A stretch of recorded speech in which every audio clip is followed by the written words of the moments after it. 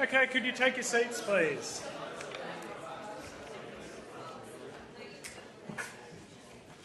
Welcome back, everybody. It's my pleasure to introduce Professor Stuart Kinner, who I'm sure is known to all of you, given that he's been in charge today. But Stuart has multiple appointments, actually, across multiple states, and has done fantastic work in looking at the health of incarcerated adults, mainly. So today he's going to be talking on the topic of, I've got to look it up, the health of justice-involved young people, priorities for building the evidence base. So thank you, Stuart.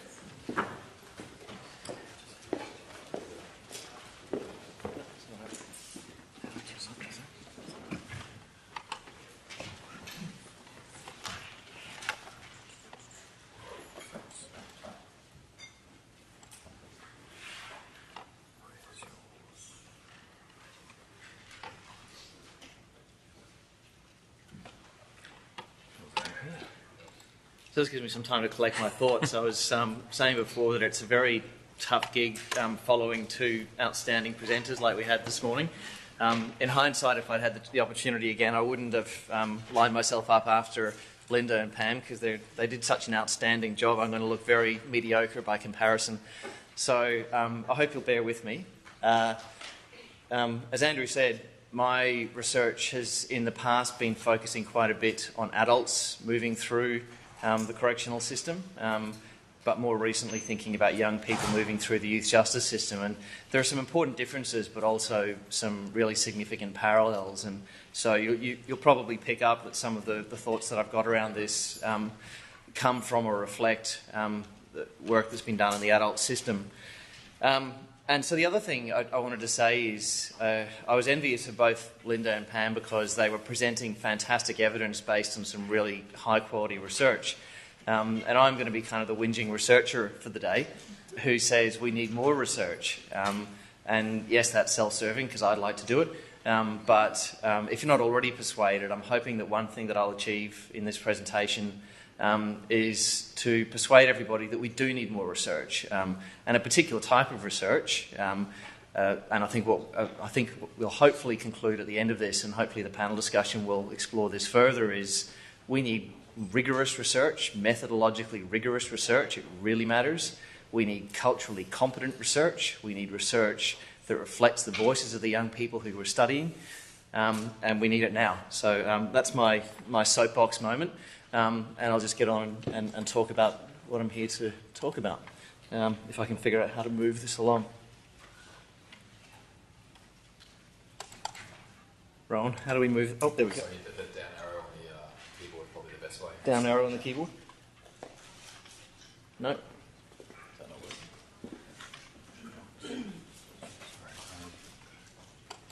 It's no good.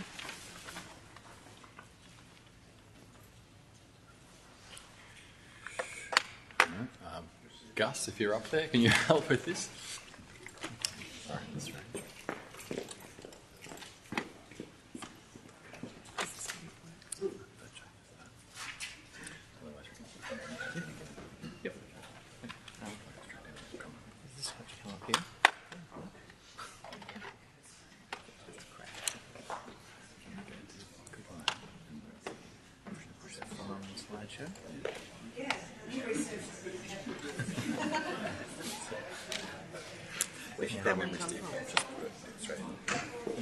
Yeah, okay, I'll do that.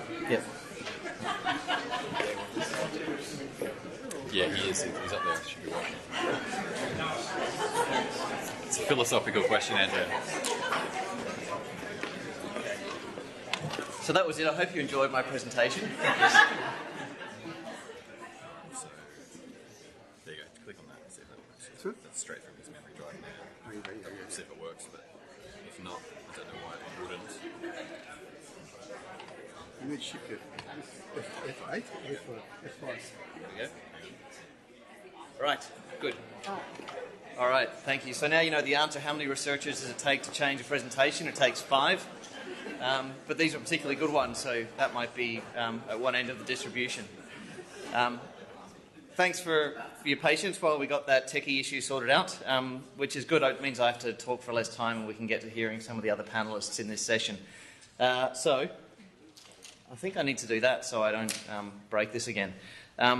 Just for those of you who may not be aware, I just wanted to quickly revisit who we're talking about when we talk about the youth justice system. It's, as you know, disproportionately male. This may be different from the US. Kids in the youth justice system in Australia are disproportionately from remote areas. Doesn't mean the majority of them, but it does mean that they're disproportionately from remote areas, and obviously disproportionately young Indigenous people, as you know. And the overrepresentation of young Aboriginal and Torres Strait Islander kids in this system is unbelievable. In detention, 24-1. I think even by US standards, that's quite a striking overrepresentation. We have very rapid turnover. I read recently that the average time in detention on remand is 7 days. The average time in detention for kids serving a sentence is 60 days.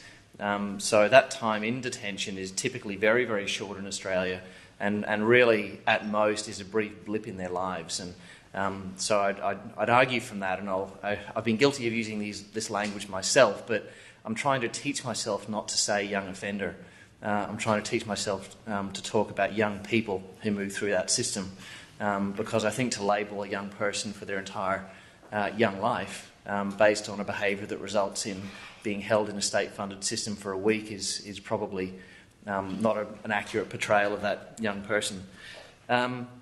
We have, and even in Queensland now, we're back to having custody as a sanction of last resort, and for that reason, and again I think this may be somewhat different to the US, the vast bulk of our young people under supervision from the youth justice system are in the community, and that's true everywhere around the country, but particularly in Victoria, such that on an average day, more than 4 out of 5 young people are being supervised in the community, although over a course of a year that changes a bit.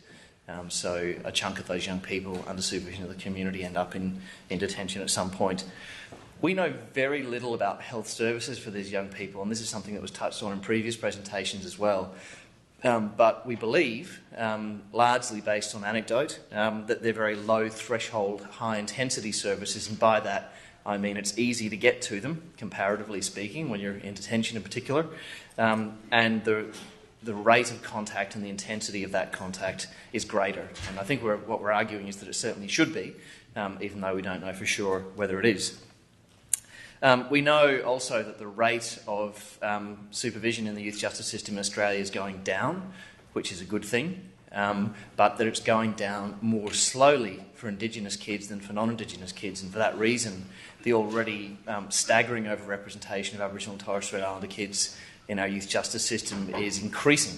So even though the rate is decreasing, the divide in rates between Indigenous and non-Indigenous kids is increasing. So the disparity is increasing.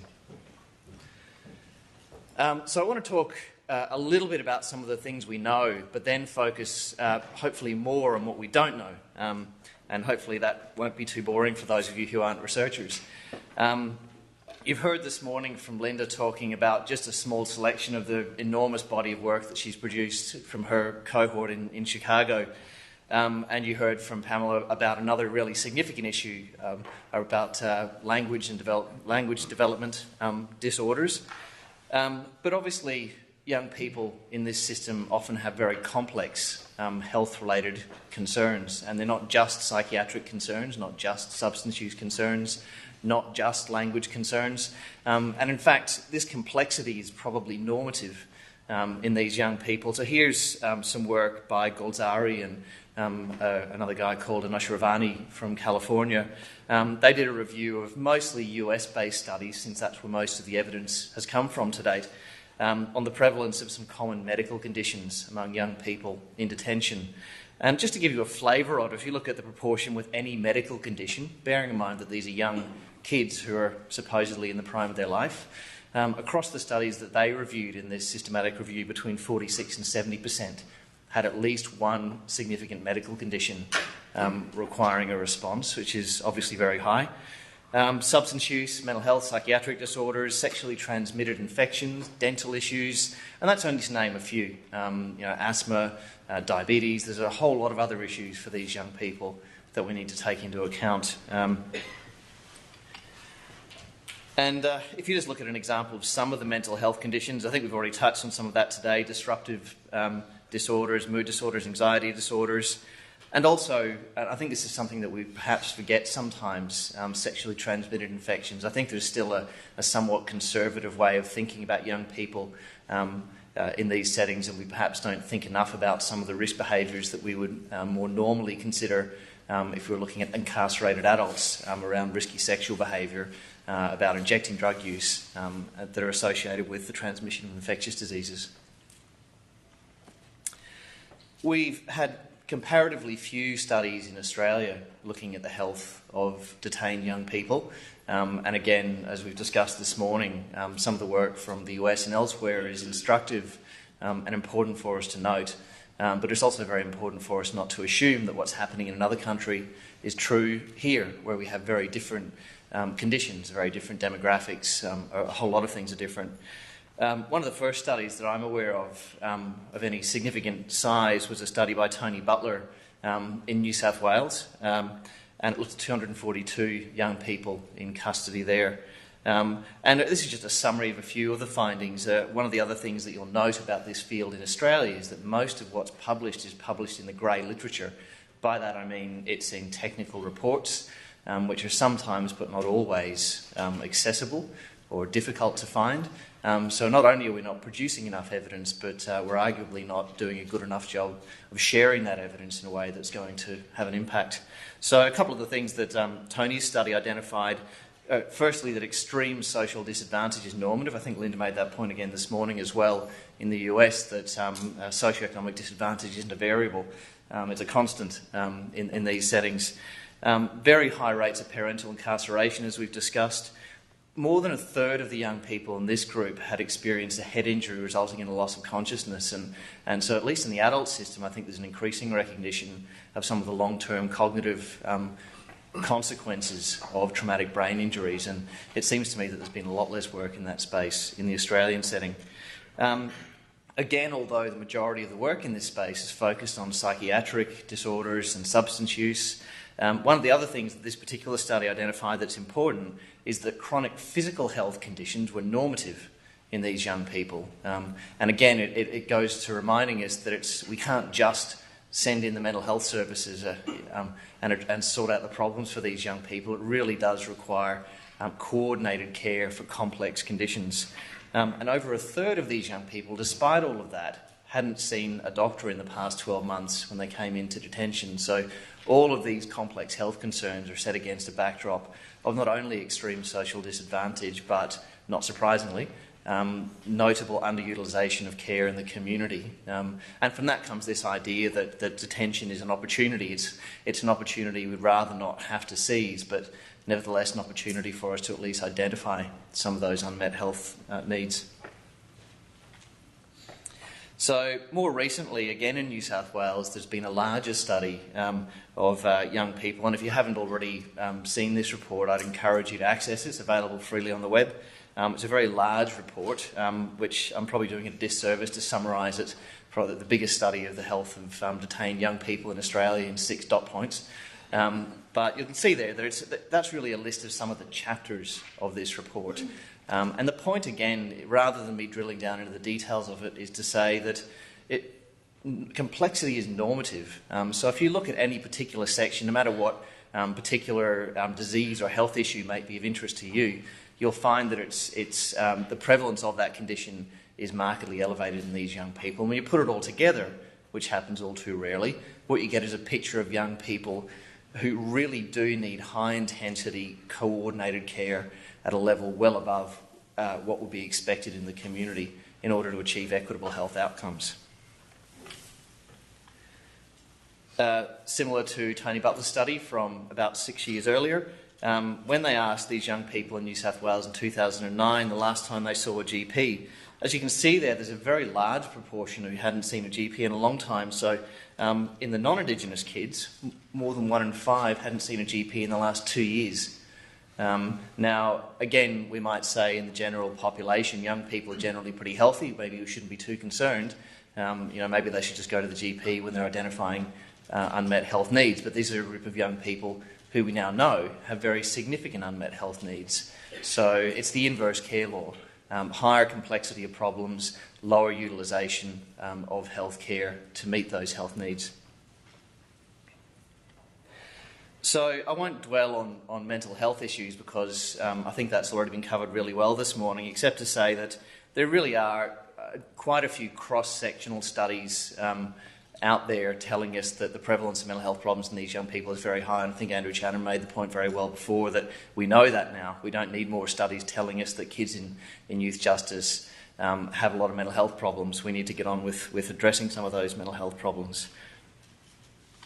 But one of the things I liked about this particular study on a very large sample of detained young people in the US is that and I think Linda's got a paper that does something similar in her cohort that demonstrates that even within one kind of health domain, this one being psychiatric conditions, complexity is normative. So you can see there from this study that the majority of these young people had multiple mental disorders. So again, even within the mental health domain, complexity is normative, and then you pile on top of that infectious diseases, chronic diseases, social marginalisation, language and literacy issues. It starts to paint a picture of the kind of complexity that we need to respond to. So I was lucky enough to be involved in this study, which is, to the best of my knowledge, the only other study in Australia that's tried to characterise the health needs of young people in detention. This particular study, and I think it was a really important point about it, looked at both young people in detention in Victoria and young people serving community-based orders. So it was a cross-sectional study of about 515 kids. Used a whole lot of different screening tools to identify some mental health, substance use and risk behaviours. And another point that I think I was really pleased to hear Linda talking about it is that, importantly, we didn't select kids. We didn't look for the kids who we thought were at risk. We didn't look for the kids who we thought looked good.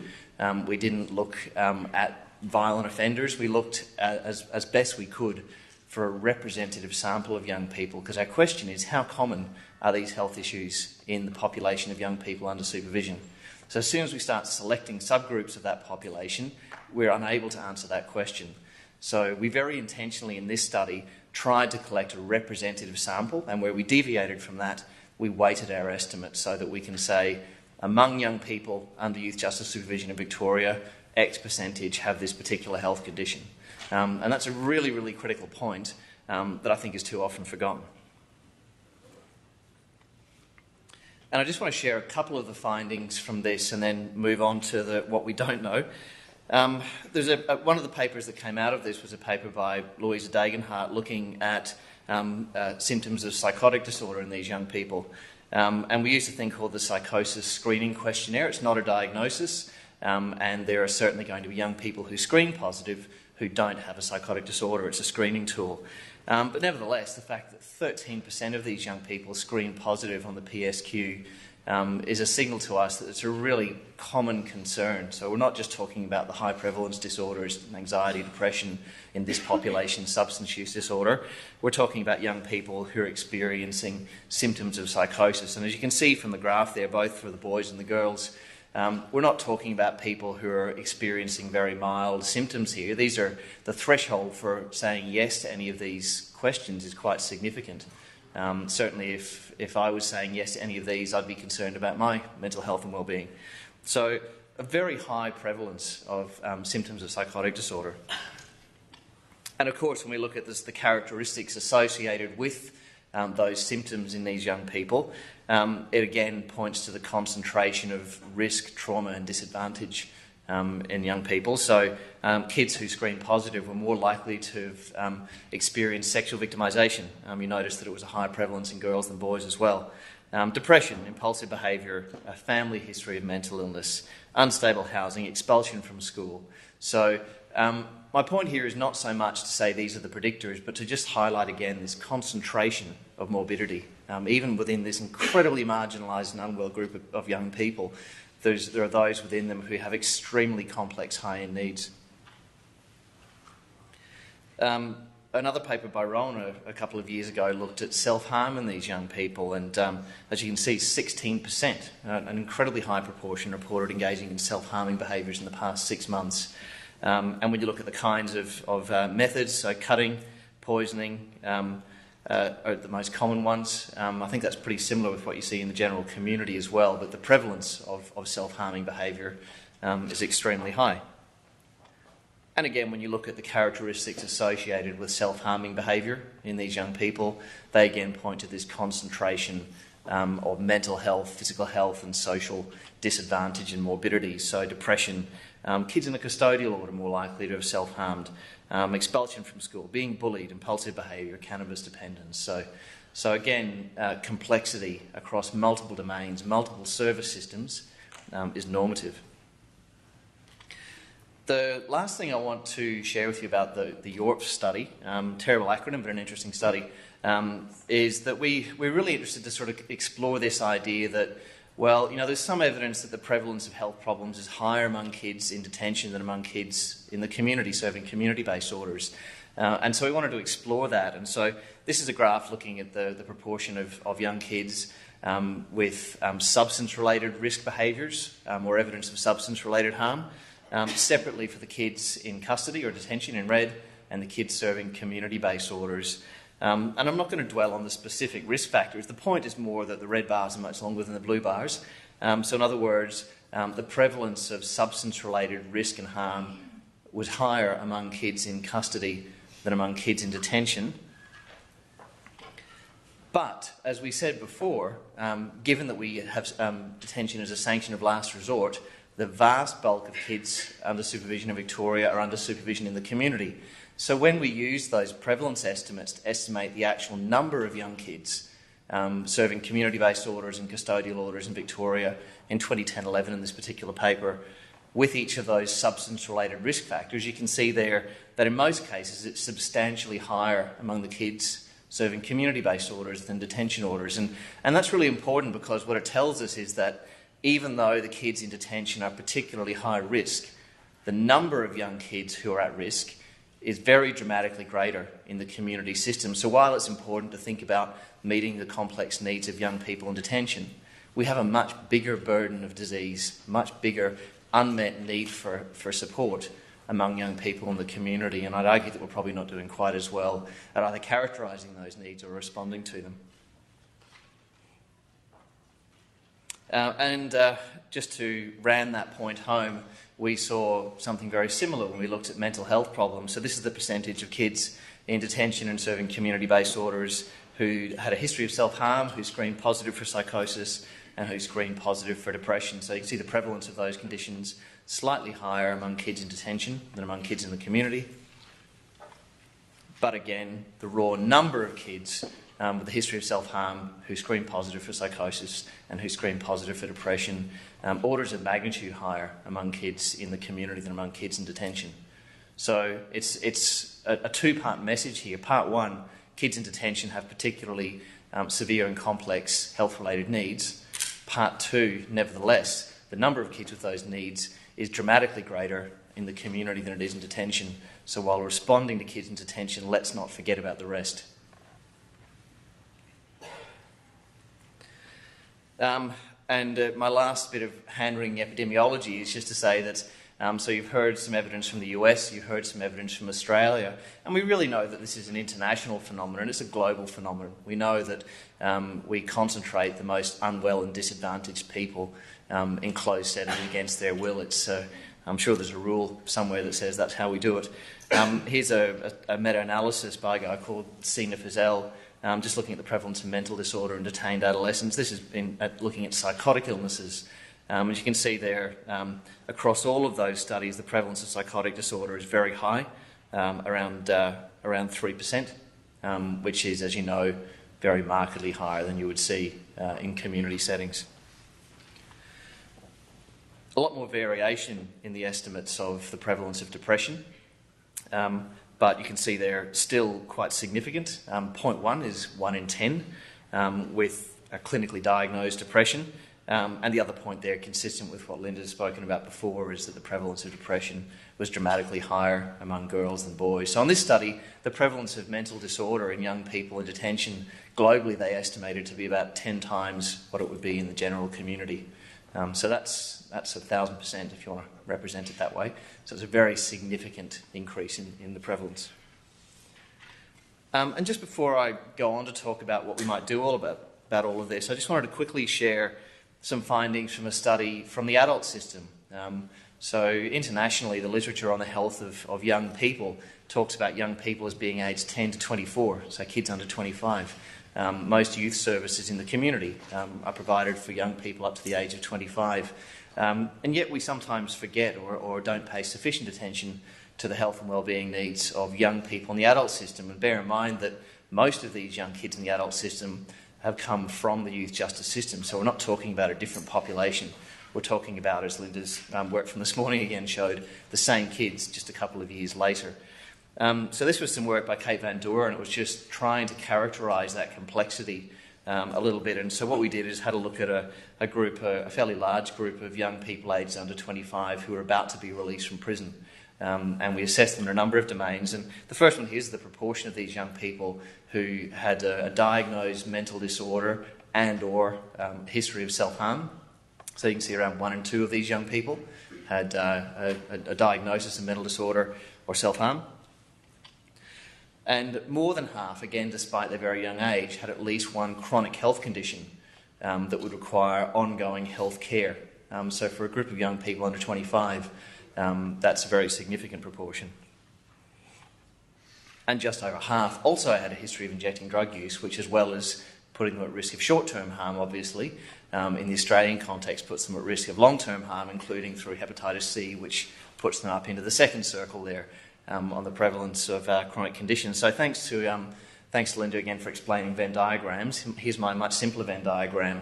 And the take-home point for me from this is to say, even just looking at these 3 health domains, and there are many more that we could choose to look at, 1 in 4 young people about to be released from prison has evidence of significant mental health needs, chronic disease management needs, and is at very high risk because of their history of injecting drug use. That's 1 in 4.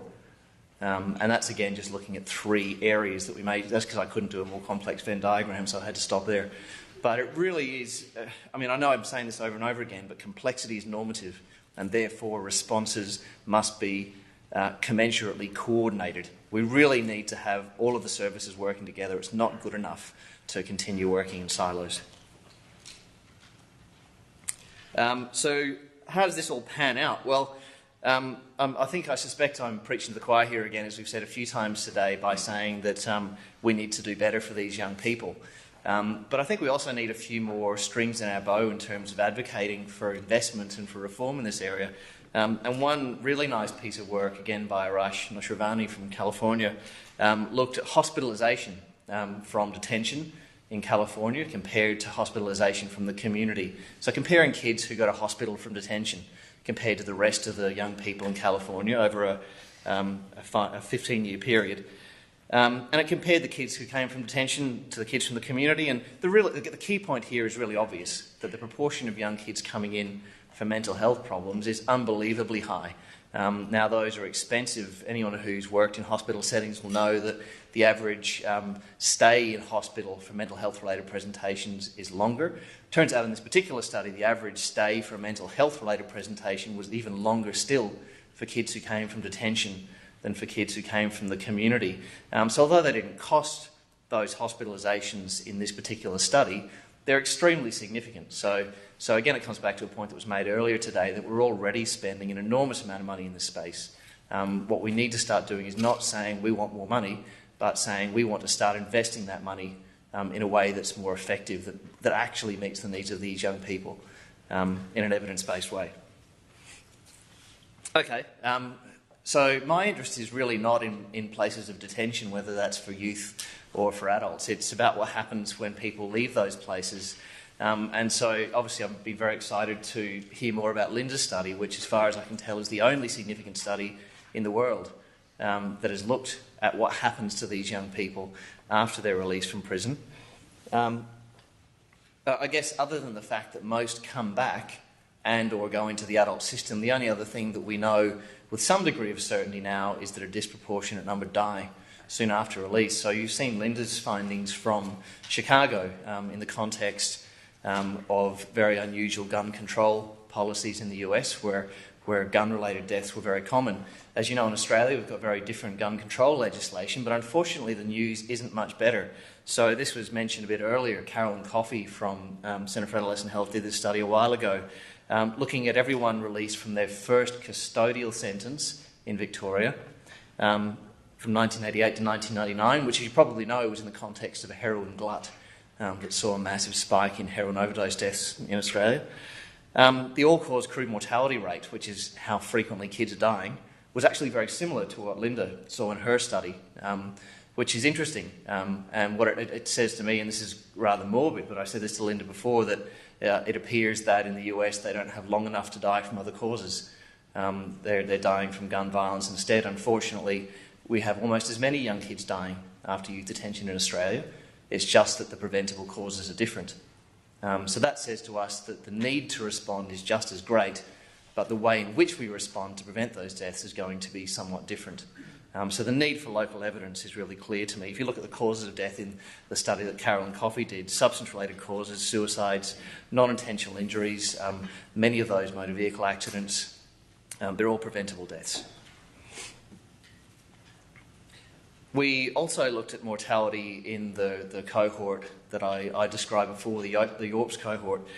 These are all young kids who were interviewed in Victoria by people from the Centre for Adolescent Health about 15 years ago. Quite recently, we accessed some data from the National Death Index and found that already 19 of those young people had died. And we looked again at the causes, and consistent with Carolyn's work, mainly they were drug overdoses, suicides, motor vehicle accidents. We had a look at some of the risk factors for mortality in these young people, and drug-related factors were really, really significantly related to mortality risk. That's to all-cause mortality risk. And there's some other work replicating this now as well, that kids who've got problems with substance use don't just die of overdose, they also die from injuries and motor vehicle accidents. They also die from suicide. They also, in the US context, as you heard, from alcohol use disorders being a risk factor, violent deaths as well. And even though the kind of silver lining on the cloud in a way is that we know that the rate of death in young people released from youth detention is lower than the rate of death from adults released from the prison system. So they're less likely to die. But the problem is kids in the community are also a lot less likely to die. So here's some other work by Kate Van Doren that, and you'll have to excuse this very complicated but pretty looking graph. The take-home message is essentially that the elevation in risk of death after release from prison is greatest for young people. The elevation in risk of death is greatest for young people. That elevation in risk of death is less for older people. These are data going back to young people aged 18 or older, and it's showing that the rate of mortality is most elevated for those young people aged 18 to 24. We don't have comparable data for young people in youth detention, but my prediction is that it would go up even more.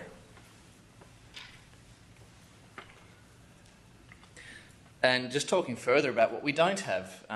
So again, Linda's study and Carolyn Coffey's study and our study, as far as I can tell, are among only a handful of studies looking at this phenomenon of mortality among young people released from youth detention. And even though they're a dramatically increased risk of death, it's still quite a rare event. So it becomes really hard to study this outcome in a meaningful way. And because of that, it becomes really hard to figure out what to do about it.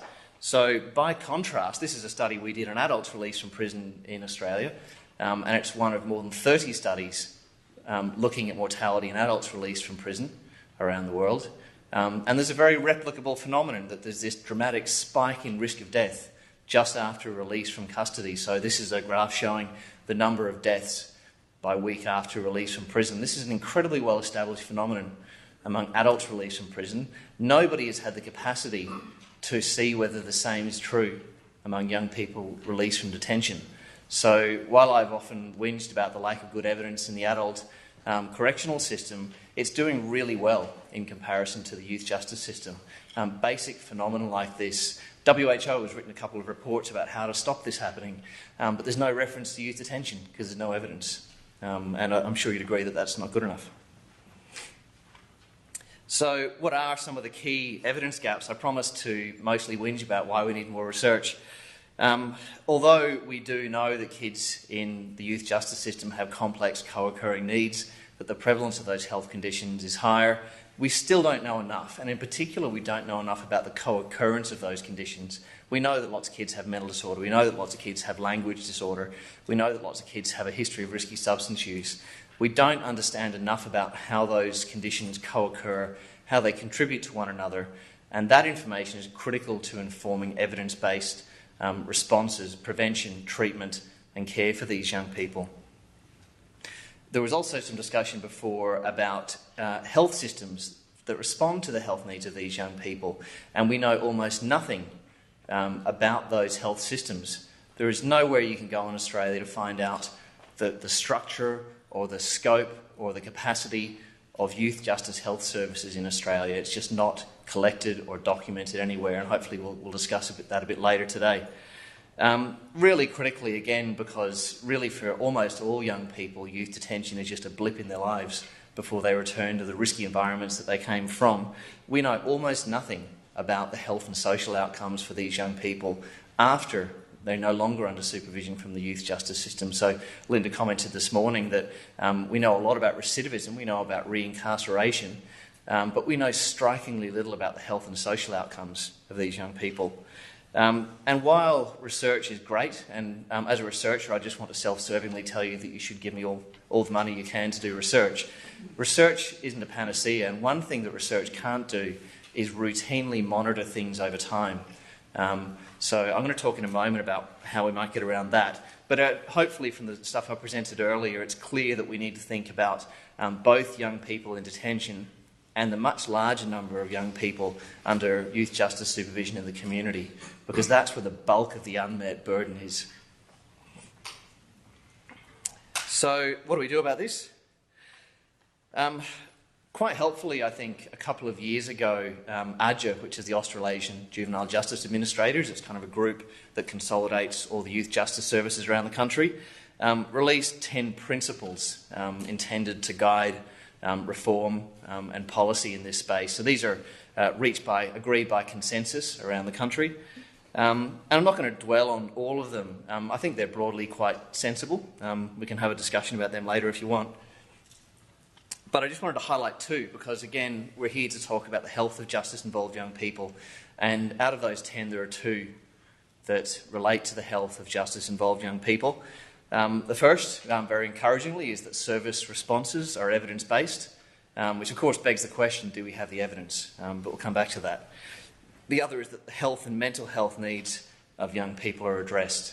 So that's obviously critical. So it's encouraging to see that youth justice services unanimously around the country recognise that the health and mental health needs of justice-involved young people should be addressed. Again, we need to ask ourselves how much evidence we have to guide the ways in which we do that.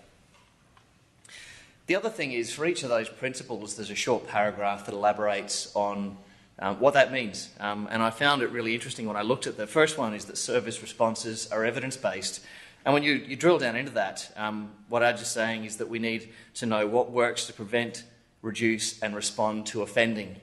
And again, it comes back to the point that Linda's already made this morning, that I've made again, that we have this, I think I've made this word up, a crimiноcentric way of thinking about justice-involved young people. We reduce them to their crimes, to their recidivism or its absence. And so even though it's great to see ARJA endorsing evidence-based responses, this suggests that we're thinking about evidence-based responses to reducing offending and less so about evidence-based responses to meeting their health and social needs. The other principle that I've identified there is the idea that the health and mental health needs of young people are addressed. Again, very encouraging, but a little disappointing that when you look down and ARJA elaborates, they're saying that poor health outcomes are related to the risk of reoffending. I hope you'd agree with me that it's worth meeting the health and social needs of justice-involved young people, even if it doesn't reduce reoffending. And that's a really interesting question. I'd challenge you to think of a significant funded program in this space that doesn't have some kind of theoretical tie to reducing risk of reoffending. So what are we doing about it? I think, again, thanks to Linda for articulating a program of work for this space. I think I've got my next 40 years worked out now. A couple of the things that we've started doing in this space are firstly to see if we can pull all of this together. The evidence base is strikingly disparate. There have been, as you've seen, a few summaries and reviews, but really it hasn't been pulled together properly. So through the Centre for Adolescent Health, we're doing a very large scoping review. So Michelle Tollett, Donna Lorenz and others are doing an enormous amount of work to help us do this. And so cutting a long story short, we're looking at all of these health domains. I commented before that we tend to look at things through a disease-centric lens. We're looking at mental disorder or substance use or infectious disease or chronic disease or language developmental disabilities. Rarely are we looking at all of this together. So we're trying to do that, and we may find that it's just too hard. But where we're at now is we've found around 500 papers that we're going through in detail to pull all the evidence together. And so hopefully I can come back to you in 6 to 12 months and share with you the findings of that. That will tell us what we know. And I think one thing anecdotally from seeing the papers that we've found in that review is that it's heavily oriented to what we know about kids in detention. And as discussed, there are at least two problems with that. The first is that we know a lot less about young kids in the community under supervision. And the secondly is that time of detention is a blip. And knowing how they look during that blip in their lives doesn't tell us a great deal about what happens to these young kids down the track. I mentioned before that there are only a handful of studies looking at mortality in these young people. And we're really pleased last year when NHMRC funded us for a very large study to look at mortality in justice-involved young people in Queensland, which was happy to come on board for this. So you recall that Linda's study looked at about 1,800 young kids in Chicago. Carolyn Coffey's study looked at about 2,800 young kids in Victoria. So we're, in about 2 months, going to have the data to look at mortality in about 50,000 young kids. Everyone who's been through the youth justice system in Queensland, including just charged over the last 21 years. So really it's going for the first time to tell us a lot more about the patterns of mortality in these young people. And hopefully we can go from nice graphs talking about these tragic deaths to informing prevention. And indeed, that's our intent with this study, is not just to describe the problem. As Andrew pointed out before, it's not enough to just complain about the problem. We need to get on with doing something about it. I think Pam made the same point in her presentation. Our intent in this study is to gather the evidence about the problem and then start to think about what are some of the solutions. And again, I'm happy to talk further about that with anyone who's interested. The second last thing I want to very quickly identify is, I'm sure a number of you saw and read the report by Amnesty International called A Brighter Tomorrow, looking at reducing the overrepresentation of young Indigenous kids in youth justice and in adult custody. There is a lot of terrific stuff in that report. I just wanted to draw your attention to one of their recommendations. Commence work with all state and territory governments to identify and address gaps in the collection of standard and disaggregated data relating to contact with the youth justice system. Now, data can mean a whole lot of different things, but it includes health-related data. So I think I mentioned a little earlier that we've had since 2009 in Australia a system for routinely monitoring the health of people in prisons and of health service delivery for people in prisons. It's a terrific collection that's administered by the AHW. We're now in the early stages of a scoping exercise to try to do the same thing in youth justice, because for me, looking 7 years on from when we started routinely collecting data on the health of people in adult prisons, to not do the same for young people in detention seems like a striking disparity. So Ingrid Johnson, who you'll hear from a little bit later, has been involved in that work. So I've somewhat aspirationally created a made-up cover for our 27 report that hopefully we will be able for the first time nationally to talk about the health needs of these young people. And last but certainly not least, inspired by Linda's work, I think we really do need to undertake a very large longitudinal study in this space. Why? Not just because I'm a researcher and I like doing longitudinal studies, because we know absolutely nothing about the health outcomes of young people after they leave detention or after they leave youth justice supervision. We just don't know. And I'm going to assume that people in this room will care. We also, getting back to Aj's idea that we care about health because it might be a risk factor for reoffending, we don't really know the ways in which health-related outcomes for these young people might shape their reoffending risk. Clearly, young people who've got unmet mental health needs who return to risky substance use are likely to be at increased risk of reoffending. And I put it to you that drawing the line between those two dots might also help our advocacy for better investment in this space if we can show that improving the health of these young people does indeed reduce their reoffending risk.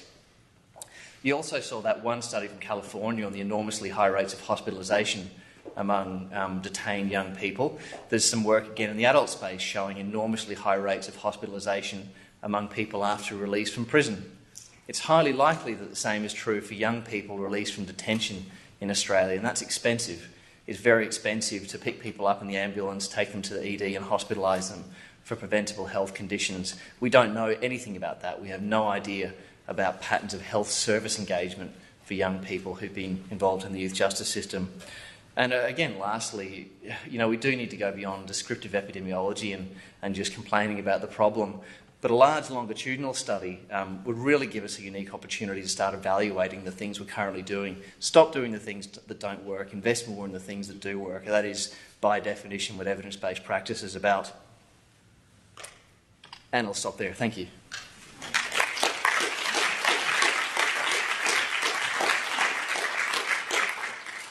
Well, thank you, Stuart, for a fantastic presentation.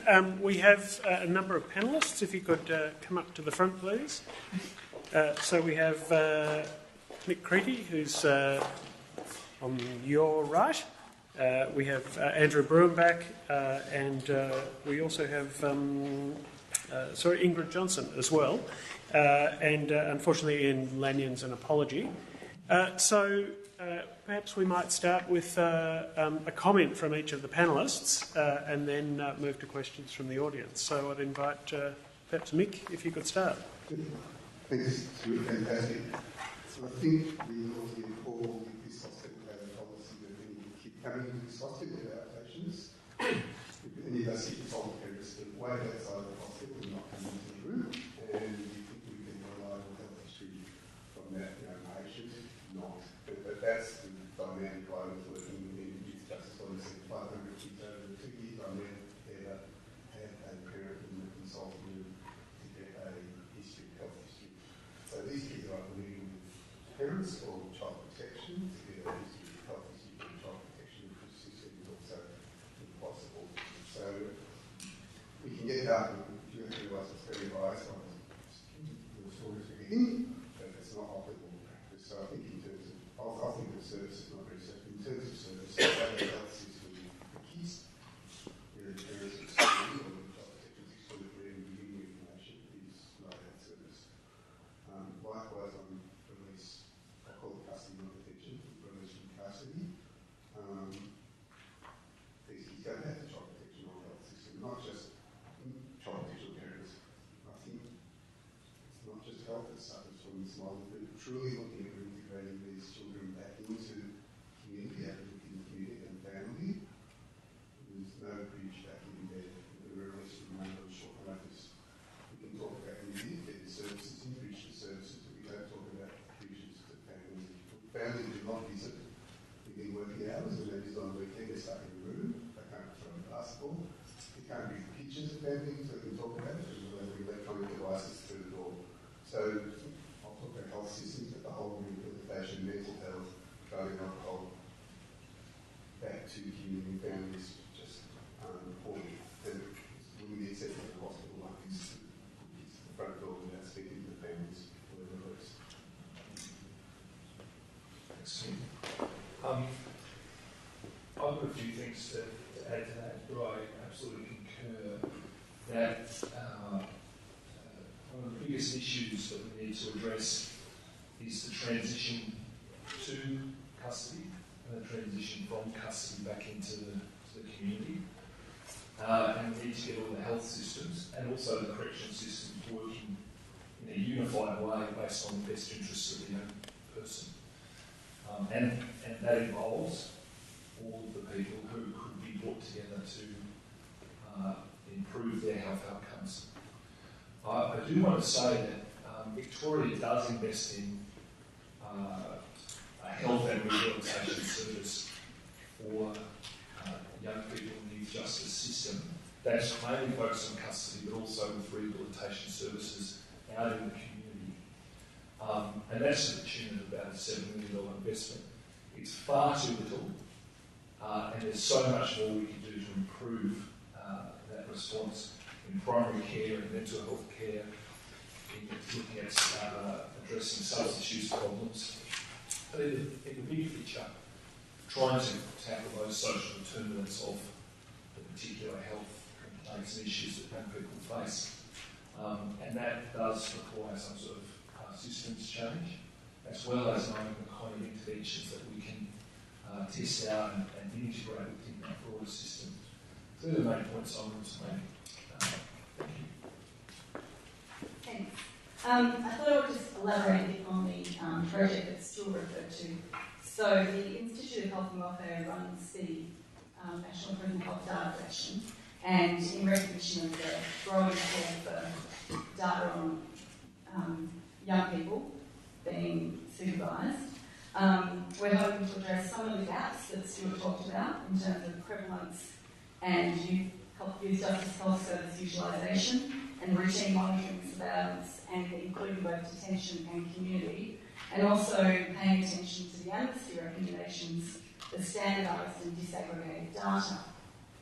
So the prisoner health collection is holistic in its view of healthcare, so it includes social determinants of health like education, employment, family and work relationships, physical health, mental health, disability, alcohol and drug, communicable diseases, discharge planning, mortality, and wherever possible we make comparisons between the health of prisoners and the health of those in the general community by using standardised data items. So we're in the process at the moment of going around the country and speaking to each of the youth justice health services in the different jurisdictions to, first of all, confirm that there is an appetite for doing something like this. Secondly, to ask how might the existing data collection need to be adjusted to suit the youth context? What are some of the questions that we're asking that would need to be changed? what are some topics that we don't touch on that would be highly relevant for you. And thirdly, to Met North Building Level 3 Koala 320. Met North Building Level 3 Koala 320.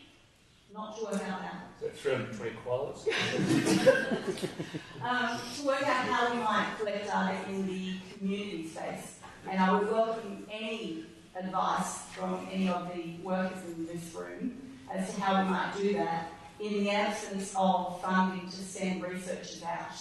We get all of our data based on the goodwill of the people who work in prison clinics, and how we would translate that into getting data from young people on community-based audits is going to be a real challenge, which we're going to solve by next year, apparently. Stuart, would you like to respond to all of those comments? Yeah, I just want to pick up on something Rick said. I think it's really important. You said this would be accepted in a hospital, which is really important because we actually have an international human rights obligation to provide equivalent care for young people as well as adults in detention. And there's some, getting back to the notion of continuity, there's some low-hanging fruit here. There's some really simple policy reforms that could improve continuity of care. One that I'm not sure people in this room are aware that young people in detention and adults in prison are uniquely excluded from Medicare and the PBS in Australia. So while you're in detention, nobody can bulk bill for a health service, or you can't access medication subsidised by the PBS. Now, notionally the states provide comparable or equivalent care, but clearly in practice they don't. And there are lots of easily identifiable examples of where that impairs continuity of care. One that's particularly pertinent for young people in detention is that Aboriginal Community Controlled Health Services can't bulk bill in reach. Talking about getting information on young people's health needs before they return to the community. Wouldn't it be great if Aboriginal Community Controlled Health Service come into detention, engage with young people, do a health assessment, and then those young people continue engaging from their return to the community? That can't happen because they can't bill for their services. Their funding model is precluded from functioning in those detention settings. That can change. Susan Lay has the executive authority to do it today. A week ago, the AMA, the Public Health Association of Australia, and the College of Psychiatry wrote a letter to Nigel Scullion and Susan Lay advocating for precisely that. On the back of 10 years of advocacy by those and other organisations to do precisely that, and it still hasn't happened. So use that term for the soft bigotry of low expectations. I think it's manifesting in demonstrable equities of this sort. The phrase I was about to use in my summary remarks. So I'll make my summary remarks now before we take some questions from the audience. But I think that we often see things as mutually exclusive, that either we do epidemiological or descriptive research or we provide services. But actually, in reality, I think the point you've made is we need to do both. And rather than just describing having a more accurate description of a train wreck, we actually need to simultaneously provide a system where none exists, virtually none exists at the moment. But anyway, that's my 2 cents worth. Perhaps if we have some comments from the audience. Thanks, Ron. I'm not sure whether it's a question or a rhetorical statement, but it seems to me that when we talk about recidivism, we characterise that in some ways of a failure on the part of the young person, and it's actually a failure on our part. There's a system failure when a young person reoffends, but we don't seem to, the narrative around recidivism doesn't seem to be about the system needing to be ashamed of itself. It's about there being something wrong with this already broken young person that means that they come back into the system. In the second row. I'd just like to add to that point really by really agreeing with it and just saying that we're also talking about the detention system and the relationships between having high levels of young people with mental health problems and a whole range of a host of other problems within that system, but we're not actually looking at the interaction of the people's journeys through and how maybe the system itself There are the questions from... Oh, sorry, would you like to respond? Yeah, go ahead. It's connected to that particular point. It's not a criticism, No, I know, and it's a systems vote. It's actually a community vote. It's something that should be more personal for us in terms of generating political will and action. But I just wanted to let people know that there's a collection of agencies that come from the mental health field, primary health field, drug and alcohol, coming behind the leadership of Magistrate Jenny Bowles with the Churchill Fellowship, looking at models overseas for mandatory therapeutic services. And really what we're looking at here is alternative to custody that's therapeutic, least restrictive alternative, but linked back into the treatment services and the other community services that we have in Victoria, those kind of resources we can bring to bear. But we need serious investment. And I think you'll hear more about this very soon. Frank Dixon is here representing that group of several organisations all together that might otherwise be competitive, all putting their goodwill behind this initiative. So if you have a chance to support it, we'll explain how that deals with human rights issues, and in fact it's about the human right of being able to be protected and cared for. But I just wanted to put that in the mix. I don't want to be too negative, but there's a lot of good work happening inside custody. There's a lot of people, a lot of this is happening. There's two things. There's a transition in and out, and there's lots of big data. The other issue is there's probably 20 contractors, so this is a different issue. There's the services, the health services run by a contractor, YSF might come in. I might be toxic, if not methadone, it's a boxone detoxing, and YSF will come in, I don't know, and then there's a youth specialist and the mental health team. There's no chance for the contractor to go to school. There's no real forum for contractors to sit down together and say, well, there's a sensitive program. We're all going to get defined by our KPIs in the contract and deliverables, but this sensitive program, we're in and involve the family and transition. It needs to work, I think, as much as the research. There's some low-hanging fruit for systems issues, really. The kids, it's nearly can't be involved.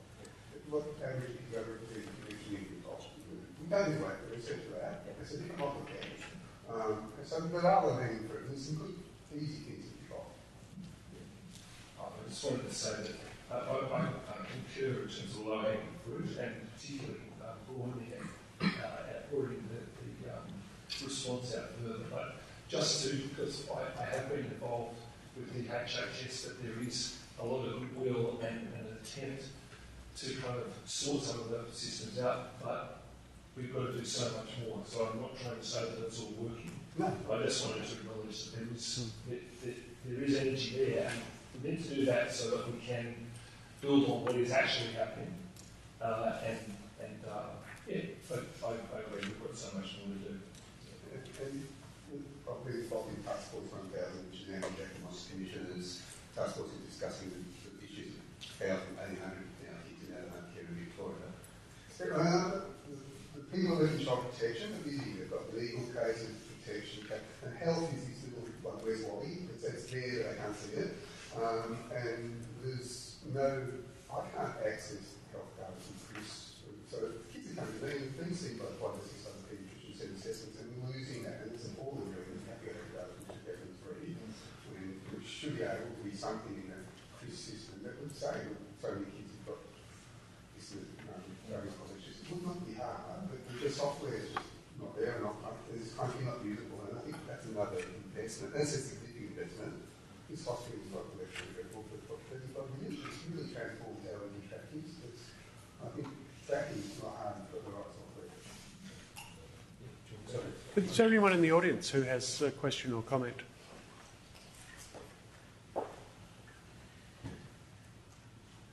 We can let the panel keep talking if you want, but it'd be great to hear some comments from the audience. Yeah. Can you take the microphone just so everyone can hear? And if you could hold the microphone close to your mouth, please. Sorry, Jesse from the University of Melbourne. One of the things that we're talking about is system integration, essentially. And there was a paper in 1999, I believe, in Schizophrenia Bulletin that advocated for further integration between mental health and addiction systems. Now, 17 years on, it seems like those systems have become even more, or even less integrated, or just has been somewhat stagnant in a way. How do we, what's the best avenue for advocating for, integration between forensic health and community health systems, mental health and addiction systems? What do you think the best way to advocate for further integration of those systems is?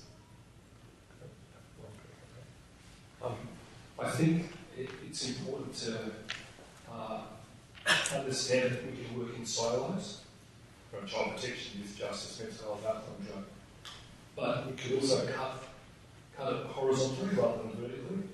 And that was at the state government in 2008 actually tried that with the Vulnerable Youth Framework. And there was a great effort. I think it was a little clunky and only focused on risk factors and things like that. But that motion really works because instead of going vertically in silos, you said we're going to focus on levels of vulnerability and the particular needs of a young person. You might then see that there's a sort of a generalist response, which is about working alongside a young person in their social ecology with their family, navigating the health resources, helping them negotiate how to use them, and being able to assess when they need specific specialist clinical support or primary health services or mental health care. So you can work with a generalist system that can draw in specialist care when it's required. So I prefer to be cutting horizontally, focusing on the needs of the person, and then having that advocate or guide or support service person be able to help the family and young person draw in the services they need rather than locating resources in silos. So that'd be my vision, but I'm interested in hearing others think. I think Ingrid's comment, because it seems to me that one of the things that we've achieved in our prison system is to really, in quite some detail now, characterise health service models. And that's useful because it allows us to look at them in an objective way. It allows us to compare models across jurisdictions, and it starts an open and evidence-informed discussion about how we structure services to meet the needs, and we can start to consider the match between the health needs we're identifying and the health services that we constructed to meet them. So, again, the fact that we don't yet have that for the youth justice system, the fact that nobody can tell you what health service systems for justice-involved young people look like in any jurisdiction unless they happen to work in that system, is just blows my mind. Yeah, and the complexity of it with not only the state-based systems, but then even within a state, you can have entirely different things going on in one section of the state from the other. And I went to 2 youth detention centres in the state that shall remain nameless just recently, and they had no idea of the systems or processes or data collected in their partner detention centre, just a little way away. And so when we can't even get together within one state, to try and get together nationally, because the kids don't always stay in one state, they do move. And then the interface between health and the youth justice services gets really complex. I might just make a comment there as well, because I think that it's all well and good to say that we need person-centred services, which I think, Andrew, you're arguing for, but it's really a rhetorical device mostly by policymakers at the moment, because the specialist services that you might need to bring to bear aren't going to be accessible. They exist in silos, and no one wants to spend money in the other silo or save money for the other silo. And so I think it's all well and good to say, well, you need to draw in mental health and substance abuse services, but when structurally they can't talk to one another in a meaningful way or work together in a meaningful way, then it's particularly hopeless for the young person at the centre of that system. And I think that we need to recognise that there needs to be a dedicated system for young people in contact with justice that extends, as I think you've all been saying, from community into custodial settings and back out again, that allows actually the young person, the system to fit the young person, not the young person to fit in with the system. And at the moment, I think there's a lack of policy vision, where the only solution we have, and it's all well and good, to have these therapeutic community type settings, but they're a very expensive, very narrow part of the system. And actually, we don't even provide basic health services and mental health services to young people in contact with the justice system. And you might want to hear from them because we're actually doing a review of policy at the unit. So I think that it's not as hopeless as you say. There's at least a visible now on the landscape, and we're contributing and anything soon. And so I don't know if anyone from the department wants to speak, but there is a review at the moment of policy. Yeah, sure. So that's me. Yes. Hi everyone. I know it's new to on all of you, so I'm Jen Hyde. I'm the internal. Sorry, can you wait for the microphone, please? I can, yes. Yeah. Thanks for going in there. So I'm Jen Hyde. I know many of all of you. So I'm internal to DHHS. The internal project lead for the review of youth justice and the development of the strategy. Our independent reviewers are Penny Armitage and Professor Jim Ogloff. Neither of which could be here today because they're both out of state. But I guess the review team looking out as the eyes and ears to put back in. And as Mika said, sorry, my voice is fluttering. As Mika said, we've been engaging with many experts, stakeholders along the way. This is a significant time for reconsidering and reconceptualising youth justice in Victoria. A review and a reconsideration of this scale hasn't happened in about 16 years. It was the last time we had something of this scale and rigour that considered every element of the service system and thought about how we can approach the challenges and the layers of challenges, including health, that are facing the system and impacting outcomes for young people in the Victorian youth justice system, particularly the adolescent cohort that are funded and receive services from the Department of Health and Human Services. We're about 8 weeks in, and we are running a range of consultations, so don't hesitate to reach out to me if you're interested in participating, and we'll coordinate that consultation. But the output of the review will be a strategy that will set out the reform agenda for government for the upcoming 10 years in this space. So it's significant. The review is conceptualised well before the current noise. So youth justice is now a very, very busy space. And there's a lot of immediate political pressure and a lot happening in this space. But I guess the integrity of this review process is continuing despite that noise. And there will be a step out, and there's a commitment to a process that does a genuine and considered reform process. So thanks, Nick. I hate talking these mornings, so sorry about my voice and all funny, but yeah, very happy and keen to talk one-on-one unless shake you with coffee. But the review, the review process has been really rich and rigorous, and I just want to acknowledge the experts and the professionals in this room who have engaged wholeheartedly and reached out to the review team, or we've reached out to you to engage because we are getting rich and fulsome data from health colleagues and from experts across disciplines who have a keen commitment to the small but very important group of young people that interface with the system in this way. So that sounds like a glimmer of optimism, and on that note I think we should probably close because we've had so little of it today. Just hold on to the hope that something will come of that review. So I'd like you to join with me in thanking Stuart and our panel.